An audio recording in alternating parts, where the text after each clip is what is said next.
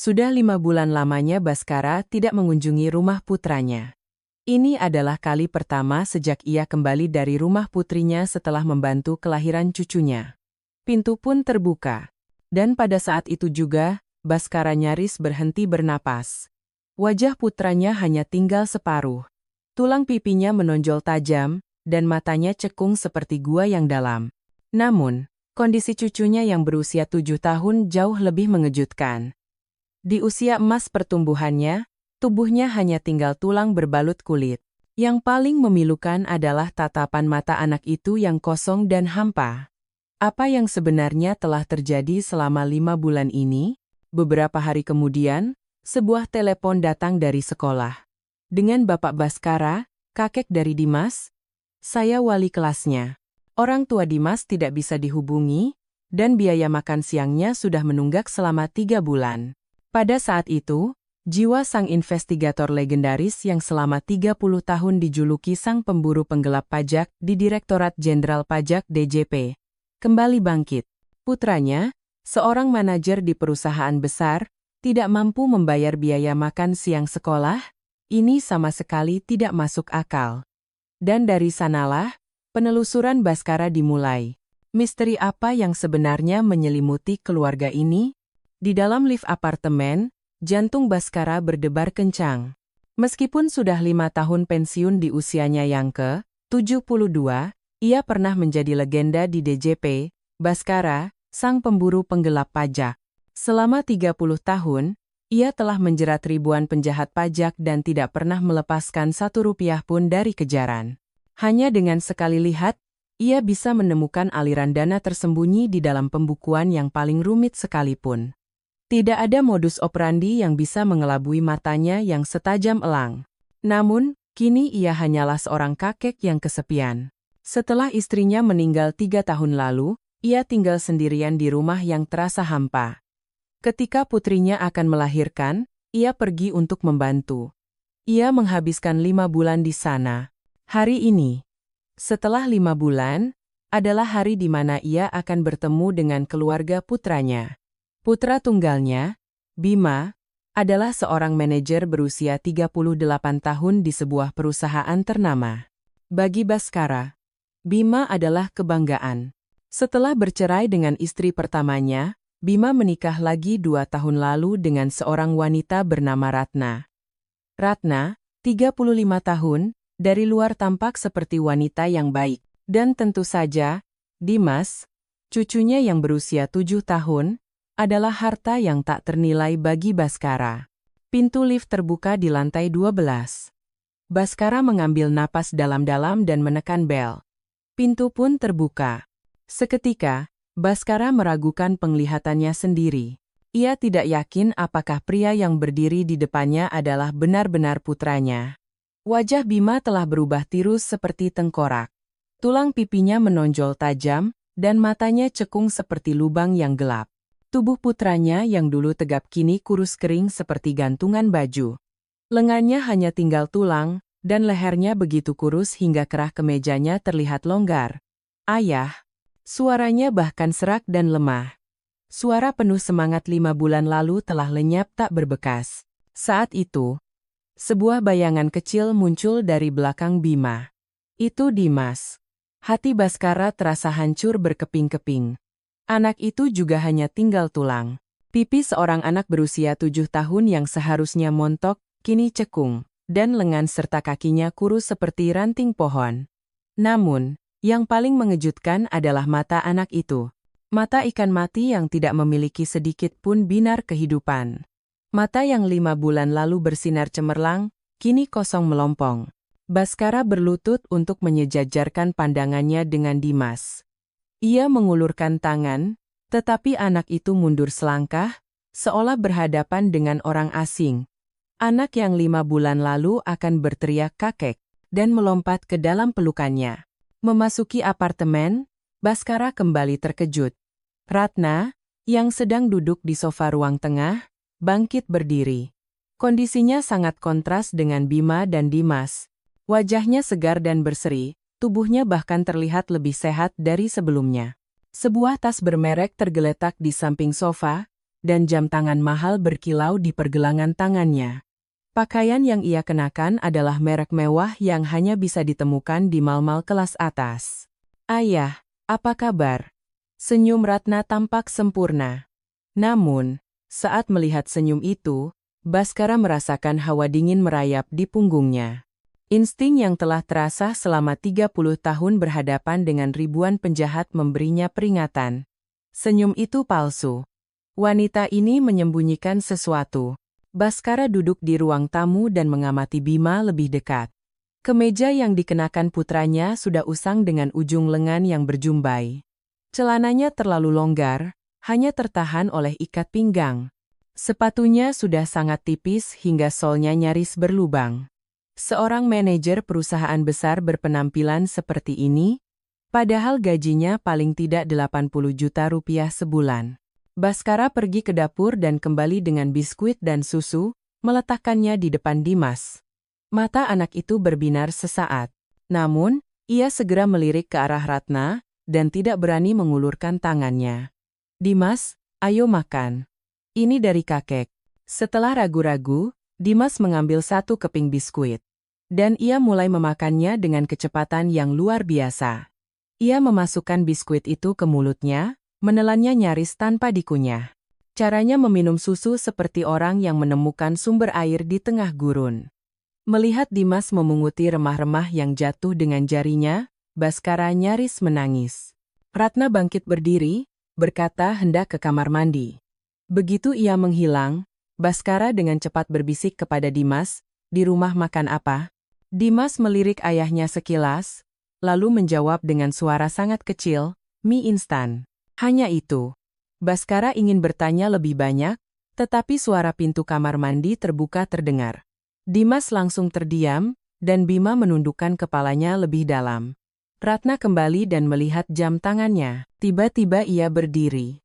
"Ayah, kami harus pergi." "Sudah mau pergi?" Baskara tidak percaya. Baru bertemu setelah sekian lama, dan belum ada 30 menit mereka sudah harus pergi. Saat keluarga itu bangkit, Dimas menatap sisa biskuit dengan tatapan penuh dambah. Ketika Baskara hendak membungkusnya, Ratna mencegah. "Tidak usah, ayah. Di rumah banyak." Itu adalah kebohongan. Baskara tahu itu. Mana mungkin di rumah ada banyak jika anak itu makan dengan begitu lahap. Di depan pintu, Baskara memegang bahu Bima. Yang terasa hanya tulang. Putranya tidak berani menatap matanya.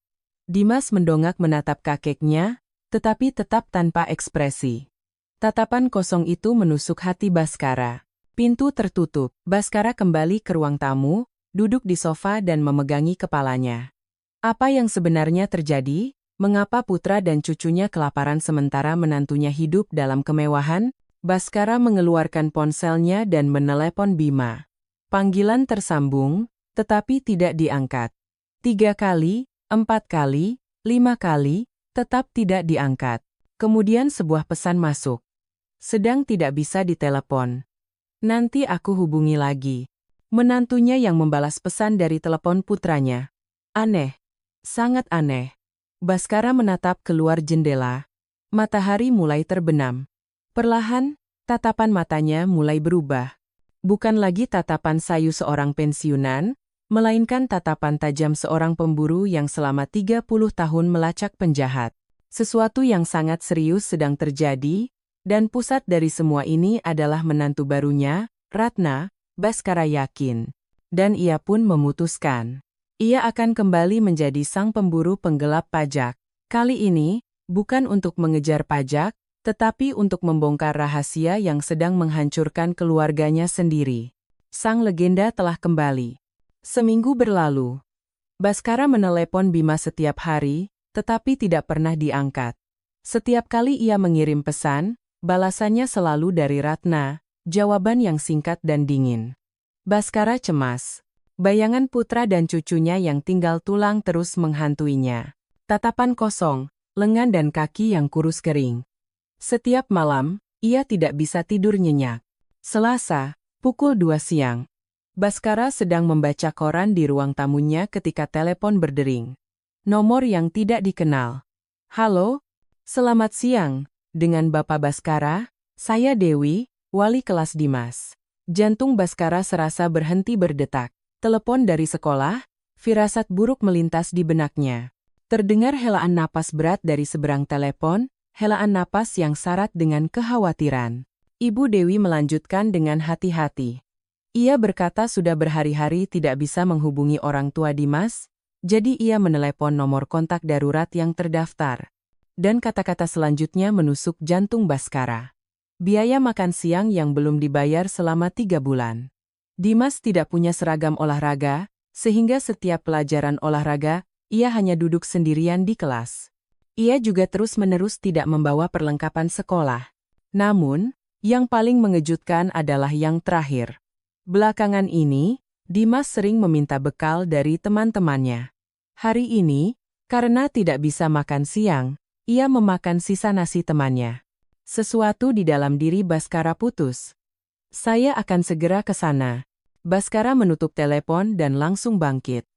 Tangannya gemetar hingga sulit mengenakan pakaian dengan benar. Ia menyambar dompetnya dan naik taksi. Tiba di ruang guru, Ibu Dewi, seorang guru berusia awal 30-an, sudah menunggunya dengan wajah penuh kekhawatiran tulus. Mereka pindah ke ruang konseling. Ibu guru mengeluarkan sebuah map. Di dalamnya penuh dengan catatan tunggakan yang ditandai pena merah. Semuanya dimulai 3 bulan yang lalu. Kemudian, Ibu Dewi mengeluarkan sebuah buku tulis. Ini buku harian Dimas, Pak. Biasanya ini privasi, tapi Baskara menerima buku itu. Tulisan tangan Dimas yang tidak rapi langsung terlihat. Hari ini hujan. Aku tidak punya payung. Aku basah.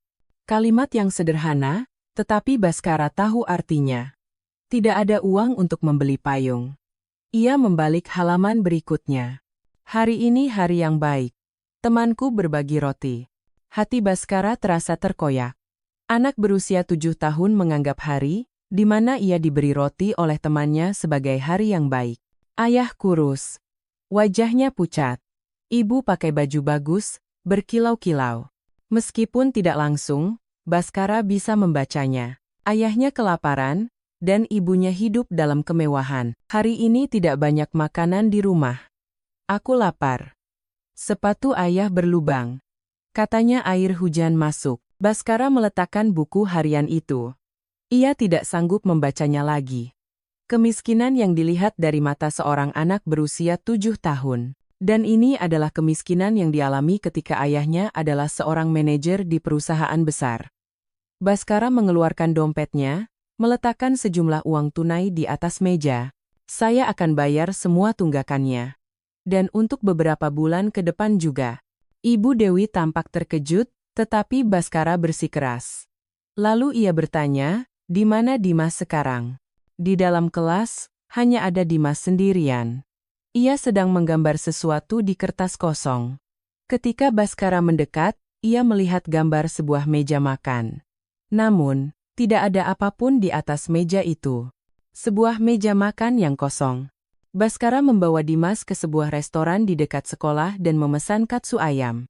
Dimas makan dengan kecepatan yang luar biasa, tidak menyisakan sebutir nasi pun. Seolah-olah tidak ada hari esok.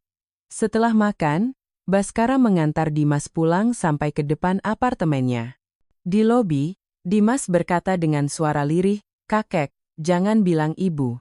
Ia tidak menyelesaikan kalimatnya. Tapi Baskara tahu. Anak itu memintanya untuk merahasiakannya.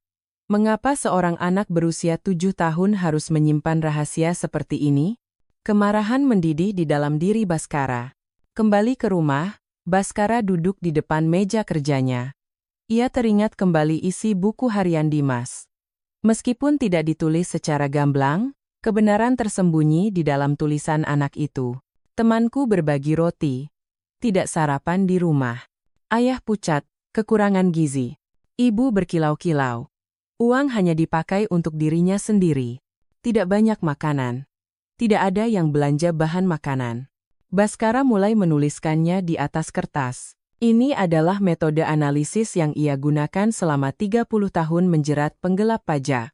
Menghubungkan fakta, mencari pola, dan membangun hipotesis. Gaji Bima pasti masuk secara normal, karena itu perusahaan besar. Lalu mengapa tidak ada uang? Jawabannya hanya satu. Ratna mengendalikan semua uangnya. Baskara mengangkat teleponnya. Ia menelepon Bima lagi. Anehnya, kali ini diangkat. Dengan suara yang sangat kecil.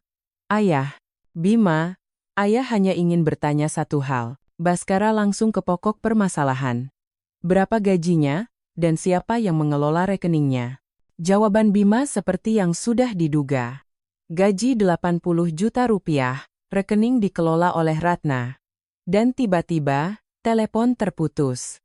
Seolah ada yang merebutnya dengan paksa. Baskara meletakkan teleponnya, kini ia benar-benar yakin. Ratna mengendalikan segalanya. Uang, telepon, dan kehidupan putranya sendiri. Langit di luar semakin gelap. Tatapan mata Baskara pun ikut menggelap. Namun, itu bukan kegelapan keputusasaan. Itu adalah kegelapan dingin seorang pemburu yang selama 30 tahun melacak penjahat.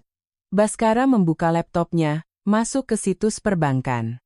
Ia akan menggunakan semua cara yang ia tahu untuk membongkar kebenaran. Identitas wanita yang membuat putra dan cucunya kelaparan.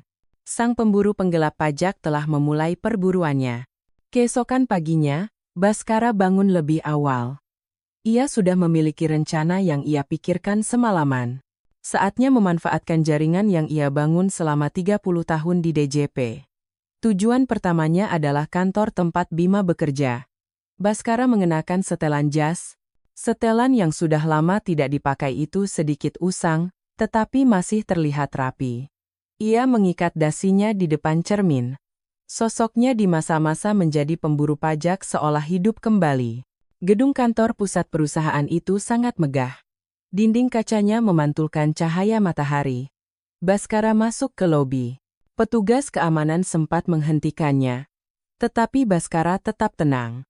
Saya ingin bertemu dengan tim HRD. Terkait dengan manajer Bima Prakoso. Petugas keamanan memeriksa identitasnya dan memberikan kartu tamu.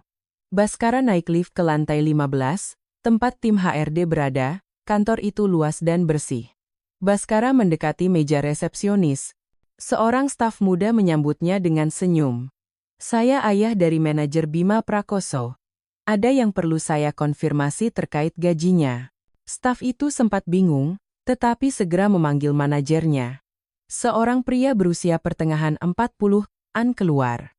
Baskara menjelaskan situasinya, bahwa putranya sedang sakit dan ia perlu mengkonfirmasi detail gaji. Manajer itu tampak ragu, karena ini adalah informasi pribadi. Namun, ketika Baskara menyebutkan bahwa ia adalah pensiunan DJP, sikapnya berubah. Pak Bima adalah salah satu aset utama kami. Gaji pokoknya 80 juta rupiah per bulan, belum termasuk bonus kinerja. Baskara telah mengkonfirmasi. Gaji putranya normal. Dicairkan tepat waktu setiap bulan. Lalu kemana semua uang itu pergi? Setelah meninggalkan kantor, Baskara menuju tujuan berikutnya, bank tempat rekening gaji Bima berada. Ia menyusun rencana berikutnya. Ia harus bertemu Bima secara langsung dan memeriksa rekeningnya. Namun, dengan Ratna yang terus mengawasi, itu tidak akan mudah. Tiba-tiba, sebuah ide cemerlang muncul. Baskara pergi ke sebuah kafe, di dekat kantor Bima, dan menunggu waktu makan siang. Akhirnya, Bima muncul. Sendirian. Ia terlihat membeli roti di sebuah minimarket. Baskara menghampirinya. Bima. Bima terkejut dan berbalik. Wajahnya terlihat lebih kuyuh. Ayah, kita perlu bicara sebentar. Mereka berdua masuk ke kafe yang sepi. Baskara memesan kopi, dan juga memesan sandwich. Melihat sandwich itu, mata Bima bergetar. Makanlah. Kamu lapar, kan? Bima ragu sejenak, lalu mengambil sandwich itu, dan mulai makan dengan tergesa-gesa. Hati Baskara sakit, tetapi ada hal penting yang harus dibicarakan. Bima, bisa tunjukkan rekeningmu? Tangan Bima berhenti. Ia menundukkan kepalanya. Rekeningnya dipegang Ratna. Mobile banking. Bima mengeluarkan ponselnya dengan tangan gemetar. Ia menekan kata sandi dan membuka aplikasi bank. Baskara melihat layar itu dan nyaris berhenti bernapas. Saldo, 320.000. Melihat riwayat transaksi, setiap tanggal 25, gaji sebesar 80 juta rupiah masuk, dan pada hari yang sama, seluruhnya ditarik tunai. Apa ini? Uangnya kemana semua? Mata Bima berkaca-kaca. Ratna mengambil semuanya. Katanya untuk biaya hidup. Baskara menemukan sesuatu yang lebih mengejutkan. Riwayat pinjaman. Ada pinjaman sebesar 2 miliar rupiah atas nama Bima. Pinjaman tanpa agunan, pinjaman gesek tunai, pinjaman kartu kredit, semuanya ada. Pinjaman ini untuk apa? Ratna bilang keluarganya ada urusan mendesak dan menyuruhku menandatangani. Suara Bima nyaris tak terdengar. Meninggalkan kafe, Baskara duduk di sebuah bangku taman. Ia mulai menyatukan kepingan-kepingan puzzle di kepalanya. Setiap bulan, 80 juta rupiah masuk, pada hari yang sama, seluruhnya ditarik tunai. Ada pinjaman sebesar 2 miliar rupiah, putra dan cucunya kelaparan. Menantunya mengenakan barang-barang mewah. Jawabannya hanya satu, Ratna mengambil semua uangnya. Baskara bergerak lagi. Kali ini, ke minimarket dekat rumah Bima. Ia ingin memeriksa ATM tempat uang itu ditarik setiap bulan. Pemilik minimarket adalah seorang wanita berusia 50-an. Baskara bertanya dengan hati-hati. Bu, apakah ibu pernah melihat seorang wanita menarik uang dalam jumlah besar di ATM ini sekitar tanggal 25 setiap bulan? Pemilik itu mengangguk. Oh, ibu muda yang cantik itu? Dia datang setiap bulan, selalu pakai baju mahal. Tangan Baskara gemetar karena marah. Itu pasti Ratna. Dia kadang datang bersama suaminya. Tapi suaminya kelihatannya kasihan sekali. Sepertinya sering dimarahi. Baskara mencoba mendapatkan informasi lebih lanjut, tetapi pemilik itu tidak tahu lebih banyak. Kembali ke rumah, Baskara merangkum semua informasi di mejanya. Ia membuat bagan, seperti yang biasa ia lakukan saat memburu penggelap pajak. Pemasukan. Berapakah dek sangkum yuta, bulan? Pengeluaran. Tarik tunai seluruhnya. Utang rape 2 miliar. Pengelola, Ratna. Korban. Bima. Dimas. Baskara meletakkan penanya, dan mengambil napas dalam-dalam. Sekarang sudah jelas. Ratna melakukan kekerasan finansial. Tetapi ia butuh lebih banyak bukti. Saat itu ponselnya berdering. Bima. Baskara segera mengangkatnya. Ayah, tolong aku. Suaranya sangat lirih, nyaris tak terdengar. Bima, ada apa? Aku sudah tidak kuat. Tiba-tiba, dari belakang terdengar suara tajam Ratna. Kamu telepon siapa? Panggilan itu terputus. Baskara menggenggam ponselnya erat-erat. Kemarahan membuncah di dalam dirinya. Putranya meminta tolong, dan wanita itu menghentikannya. Ia tidak bisa menahannya lagi. Baskara bangkit. Saatnya untuk berhadapan langsung. Tapi sebelumnya, ada yang harus ia siapkan. Seperti seorang investigator berpengalaman, ia harus mempersiapkannya dengan matang. Baskara membuka tas kerjanya. Dokumen bank, slip gaji, surat perjanjian utang. Semua bukti ia susun dalam sebuah map. Dan yang terakhir, ia memasukkan foto dari buku harian Dimas. Sang pemburu penggelap pajak telah selesai mempersiapkan perburuannya. Sekarang, semuanya benar-benar dimulai. Setelah pertemuan di kafe dengan Bima, Baskara menghabiskan beberapa hari dalam pemikiran yang mendalam. Bukti dari rekening koran dan dokumen utang yang ditunjukkan putranya sudah sangat jelas. Namun ia harus berhati-hati dalam bertindak. Bagaimanapun, Ratna adalah istri Bima dan ibu dari Dimas. Baskara memutuskan untuk mengumpulkan lebih banyak informasi terlebih dahulu. Ia menghubungi beberapa juniornya di DJP. Ia meminta mereka untuk menyelidiki latar belakang keluarga Ratna. Beberapa hari kemudian, fakta-fakta mengejutkan terungkap. Ayah Ratna memiliki utang judi dalam jumlah besar, dan adik laki-lakinya berada di ambang kebangkrutan karena bisnisnya gagal. Sekarang adalah waktunya untuk berhadapan dengan Ratna. Baskara memilih pukul 2 siang, saat Bima berada di kantor dan Dimas di sekolah. Tiba di depan apartemen, Baskara mengambil napas dalam-dalam. Selama 30 tahun ia telah berhadapan dengan penjahat yang tak terhitung jumlahnya, tetapi kali ini berbeda. Lawannya adalah menantunya sendiri.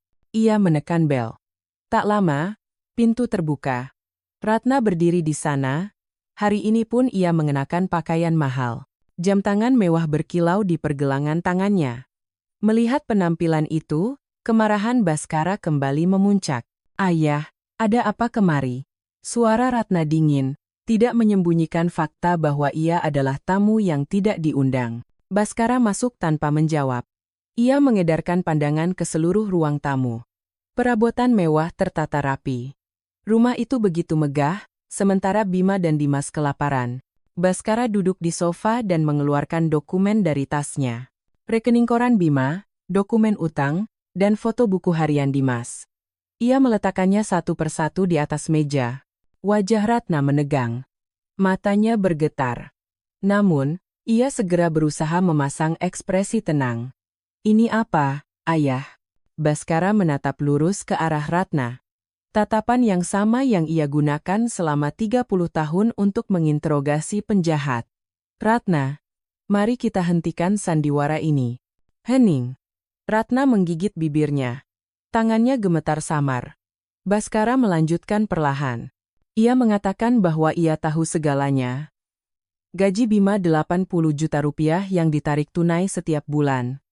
Utang 2 miliar rupiah, dan fakta bahwa Dimas tidak bisa membayar biaya makan siangnya. Wajah Ratna semakin pucat. Namun, ia segera mengambil sikap defensif. Lalu apa masalahnya? Saya yang mengurus keuangan rumah tangga. Baskara terkejut. Ia tidak menyangka Ratna akan bersikap seberani ini. Ratna, ini adalah kekerasan finansial. Ini adalah kejahatan. Saat itu, sikap Ratna berubah total. Ia tersenyum dingin. Apa ayah punya bukti? Bima yang memberikannya secara sukarela. Saya tidak memaksanya. Baskara terperangah. Ia tidak menyangka Ratna akan begitu tidak tahu malu. Ratna terus berbicara, mengatakan bahwa ia yang mengelola uang karena Bima tidak becus, bahwa pinjaman itu pun disetujui oleh Bima. Ia mengklaim semuanya legal. Tangan Baskara gemetar menahan amarah. Tetapi ia harus tetap tenang. Merespons dengan emosi, hanya akan memperburuk keadaan. Saat itulah, Baskara teringat sebuah fakta penting yang ia selidiki beberapa hari lalu. Keluarga besarmu punya banyak utang judi, kan? Wajah Ratna menegang. Matanya membelalak. Dan adik laki-lakimu juga terlilit utang karena bisnisnya gagal. Baskara mengeluarkan informasi tambahan yang ia dapatkan dari bantuan juniornya di DJP. Fakta bahwa keluarga Ratna sedang dalam krisis keuangan yang parah. Setiap bulan, kamu mengirim 50 juta rupiah ke keluargamu, kan? Tangan Ratna mulai bergetar hebat. Bibirnya bergetar. Baskara mengeluarkan bukti pamungkas. Rekening koran milik Ratna. Meskipun tidak didapatkan dengan cara yang sepenuhnya legal, ia membutuhkannya. Setiap bulan, setelah uang Bima ditarik, sejumlah besar uang masuk ke rekening Ratna. Dan segera setelah itu, ditransfer ke rekening orang tua dan adik laki-lakinya. Aliran dana yang sempurna. Ratna terduduk lemas. Ia tahu semuanya telah terbongkar. Aku tidak punya pilihan lain, suaranya bergetar. Tetapi Baskara tidak bersimpati. Jadi karena itu kamu membuat putra dan cucuku kelaparan. Suara Baskara syarat dengan amarah. Ratna mengangkat kepalanya, matanya berkaca-kaca. Tapi itu pun bisa jadi hanya akting. Orang tuaku mengancam akan bunuh diri. Penagih utang mengejar mereka karena judi. Baskara menghela napas. Ia kasihan dengan keadaan Ratna, tetapi itu tidak bisa menjadi alasan untuk menyiksa Bima dan Dimas. Tetap saja, ini tidak benar. Anak berusia 7 tahun kelaparan karena perbuatanmu. Ratna tidak bisa berkata apa-apa. Baskara bangkit berdiri dan memberikan ultimatum terakhir. Aku beri waktu 1 minggu. Kembalikan semua rekening dan kartu kredit kepada Bima, dan buat rencana pembayaran utang-utangnya. Ratna mengangkat kepalanya, tatapannya goyah. Kalau tidak, aku akan tunjukkan semua bukti ini kepada Bima. Dan aku akan melaporkanmu ke polisi atas tuduhan kekerasan finansial. Baskara mengatakannya dengan bobot pengalaman 30 tahun. Ratna merasa sesak napas di bawah tekanan itu. Dan Bima akan mengetahui semua kebenarannya.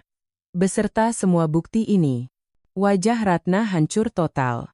Fakta bahwa Bima akan mengetahui kebenarannya adalah hal yang paling ia takuti. Baskara memasukkan kembali dokumen-dokumen itu ke dalam tasnya dan berjalan menuju pintu. 1 minggu. Pikirkan baik-baik. Saat melangkah keluar, Baskara menoleh ke belakang. Ratna terduduk di lantai. Tetapi Baskara tidak merasa kasihan. Kembali ke rumah, Baskara menelepon Bima. Kali ini, Bima sendiri yang mengangkat. Suaranya kecil dan lelah. Ayah, ada apa? Bima. Ayah sudah bertemu Ratna. Ayah sudah bicarakan semuanya. Hening di seberang telepon. Hanya terdengar suara napas Bima yang bergetar. Lalu, bagaimana? Ayah memberinya waktu 1 minggu. Minta kembali rekening dan kartu-kartumu. Hening lagi. Kemudian, terdengar suara Bima yang terisak. Ayah, terima kasih. Maafkan aku. Dan terima kasih. Hati Baskara terasa sesak. Putranya yang berusia 38 tahun hancur seperti ini. Betapa berat penderitaannya selama ini? Baskara memikirkan Dimas. Sekarang, anak itu bisa makan dengan layak. Bisa makan siang di sekolah dengan percaya diri. Namun, ini belum berakhir. Ia harus melihat apa yang akan dilakukan Ratna. 1 minggu. Ia hanya bisa berharap Ratna akan membuat pilihan yang tepat dalam waktu itu. Baskara menatap keluar jendela. Matahari mulai terbenam. Hari yang panjang, tetapi hari yang membuahkan hasil. Sang pemburu penggelap pajak telah menyelesaikan 1 kasus lagi. 1 minggu berlalu. Setiap hari Baskara menunggu telepon. Ia cemas. Apakah Ratna akan menepati janjinya atau malah menimbulkan masalah yang lebih besar? Namun, pada hari ketiga, sesuatu yang tidak terduga terjadi. Telepon datang dari Bima, suaranya bergetar. Ayah, Ratna menghilang. Baskara merasa napasnya tercekat. Apakah Ratna melarikan diri? Penjelasan Bima menyusul. Ratna telah mengemasi barang-barangnya dan pergi. Ia meninggalkan buku tabungan dan kartu kredit, tetapi membawa uang tunai sebesar 50 juta rupiah. Dan ia meninggalkan sepucuk surat. Baskara segera menuju rumah Bima. Apartemen itu sunyi. Bima duduk di sofa, sementara Dimas tidur di kamarnya. Bima menyerahkan surat itu. Tulisan tangan Ratna. Isinya singkat. Permintaan maaf, pernyataan bahwa ia tidak sanggup lagi, dan permintaan untuk menjaga Dimas. Baskara meletakkan surat itu. Perasaan campur aduk menyelimutinya. Kepergian Ratna adalah sebuah kelegaan, tetapi bagi Dimas, itu berarti ibunya telah menghilang. Beberapa hari kemudian, Baskara pergi ke kantor polisi. Ia bermaksud melaporkan Ratna atas kekerasan finansial.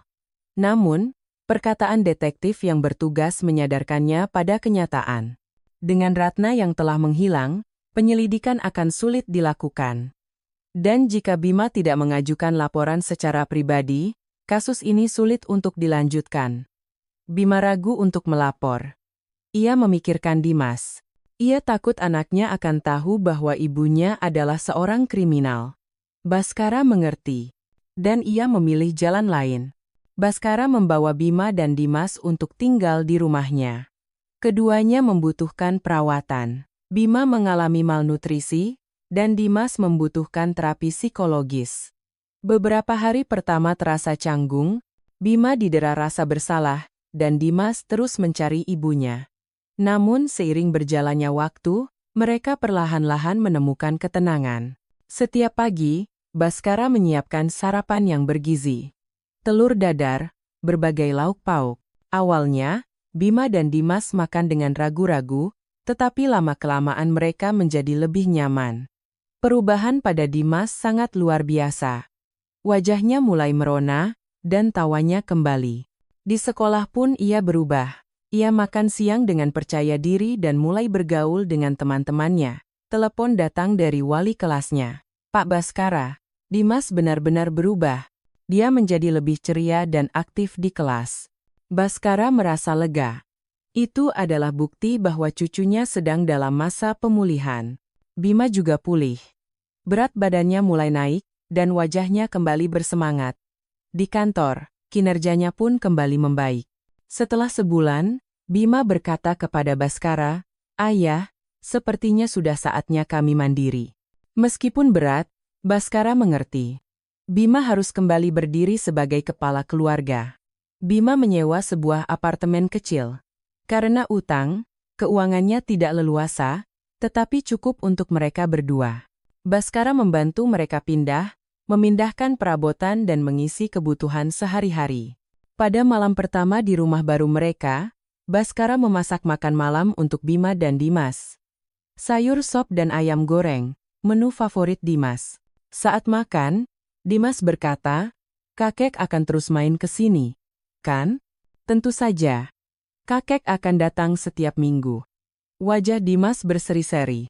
Dalam perjalanan pulang, Baskara berpikir, ini bukanlah solusi yang sempurna. Ratna masih di luar sana, dan utang Bima masih ada. Dimas harus tumbuh tanpa seorang ibu. Tetapi, mereka telah melewati situasi terburuk. Bima dan Dimas sekarang bisa makan dengan layak dan menjalani kehidupan normal. 6 bulan berlalu. Selama itu, Baskara tidak menyerah melacak Ratna. Ia mengerahkan seluruh jaringannya dari masa-masa di DJP. Akhirnya, ia menemukan keberadaan Ratna. Ia tinggal di sebuah kamar kos di Surabaya dengan identitas palsu. Baskara pergi ke Surabaya bersama polisi. Ratna ditangkap dan didakwa atas tuduhan kekerasan finansial dan penipuan. Bima akhirnya memutuskan untuk mengajukan laporan.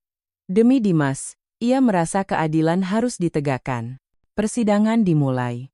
Utang judi keluarga Ratna, pemaksaan utang 2 miliar rupiah, rekening koran yang ditarik tunai setiap bulan, semua bukti dihadirkan. Buku harian Dimas juga menjadi bukti penting. Hakim menjatuhkan hukuman 3 tahun penjara. Melihat Ratna diborgol dan meninggalkan ruang sidang, Baskara merasakan emosi yang kompleks. Keadilan telah ditegakkan, tetapi wanita itu pernah menjadi bagian dari keluarganya. Bima juga mengajukan gugatan cerai. Karena tindakan kriminal Ratna, prosesnya berjalan lancar. Hak asuh Dimas tentu saja jatuh ke tangan Bima. Setiap hari Sabtu, Baskara mengunjungi rumah Bima. Mereka berbelanja bersama, memasak, dan bermain dengan Dimas.